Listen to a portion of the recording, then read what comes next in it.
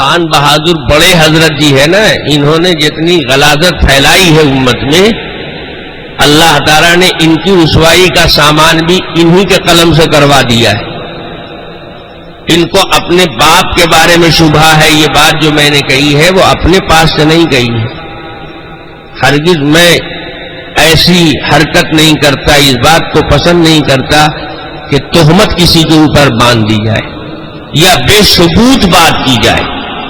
یہ بے پر کی اڑائی ہوئی بات نہیں ہے۔ آئیے اعلیٰ حضرت کا ایک فتویٰ سنا دیں آپ کو، کتاب کے حوالے کے ساتھ ڈھونڈ لیجئے گا۔ اب فتویٰ بھی بیچارے کا ایسا ہے کہ خود اپنے ہی سے ٹکرا رہا ہے۔ سنیے فتویٰ، احکام شریعت ایک کتاب ہے، اعلیٰ حضرت کی لکھی ہوئی احکام شریعت، اس میں انہوں نے ایک سوال کے جواب میں ایک بات لکھی،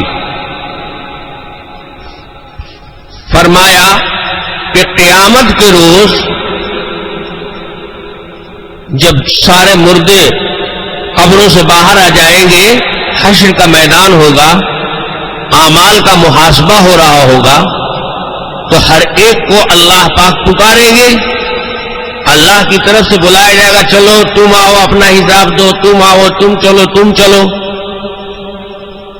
تو جس کا نام لیا جائے گا اس کے نام کے ساتھ اس کی ماں کا نام لگایا جائے گا یا باپ کا نام؟ مان لیجئے کہ ایک آدمی ہے، اس کا نام محمود، اس کے والد کا نام خالد اور اس کی والدہ کا نام زینب، تو اللہ تعالی محمود کو پکاریں گے تو محمود بن زینب یا محمود بن خالد، خالد کا بیٹا محمود ادھر آ یا زینب کا بیٹا محمود ادھر آ، ماں کی طرف منسوب کر کے پکارا جائے گا یا باپ کی طرف منسوب کر کے پکارا جائے گا؟ اعلیٰ حضرت تو اعلی حضرت ٹھہرے، عقل سے بھی پیدل، علم سے بھی مادرزاد یتیم، فتویٰ دیا کہ شان ستاری جلوہ فرمائے گی، لوگ اپنی ماؤں کی طرف منسوب کر کے پکارے جائیں گے، ہر ایک کو اللہ بلائے گا، فرشتے پکاریں گے تو ماں کی طرف نسبت کر کے محمود بن زینب ادھر آؤ، کیوں؟ اس لیے کہ ماں کا ماں ہونا تو یقینی ہے لیکن باپ کا باپ ہونا تو یقینی نہیں ہے۔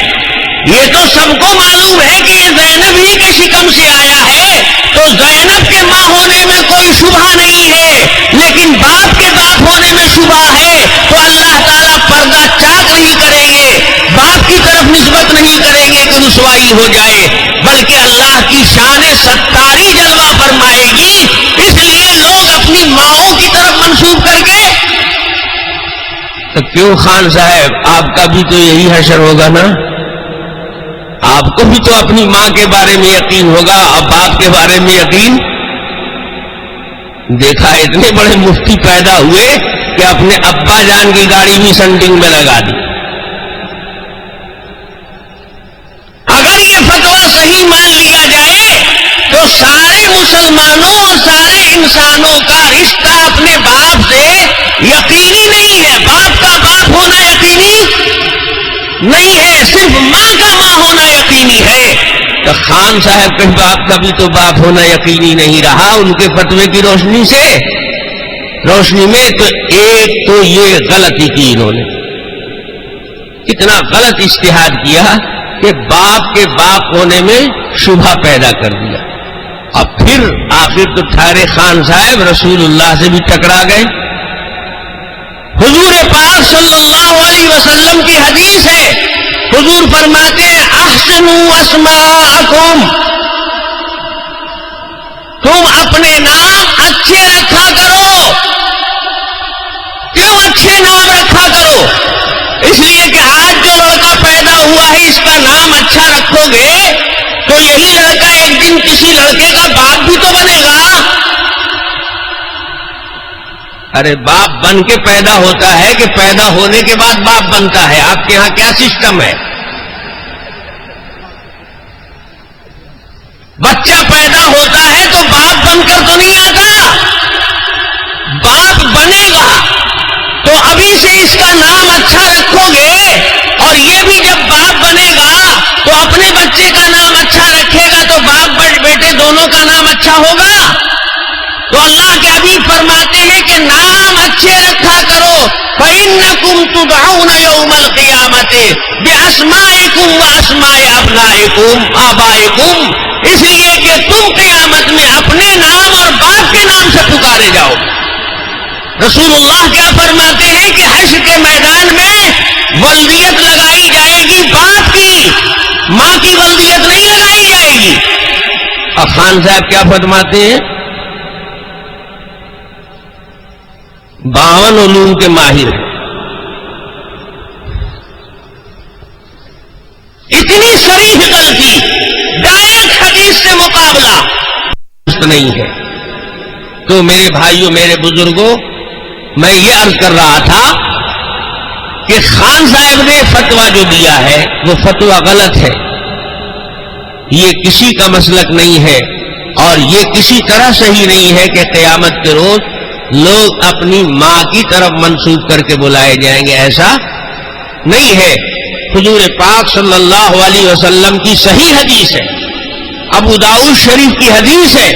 حضور فرماتے ہیں احسنوا اسماءکم فإنکم تدعون باسمائکم واسماء آبائکم، تم نام اپنا صحیح رکھو